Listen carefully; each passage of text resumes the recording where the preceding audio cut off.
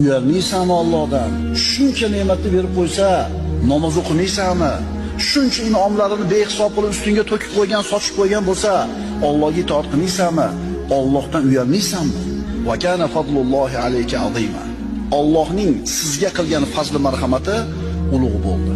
Qaytaramiz, inson har qancha urinmasin, Alloh bergan ne'matlardan birontasini Allohga qaytara olmaydi. Ha endi kimdir aytishi mumkin. Va Ibrohim allazi vaffa degan Qur'onda Alloh. Vafo qilgan Ibrohim deyapti Alloh. Vafo qilgan ekan u. Birodarlar, vafo qildi deganini biz Allohning bergan ne'matlarini shukrini ado qilib qo'ydi deb tushunmasligimiz kerak.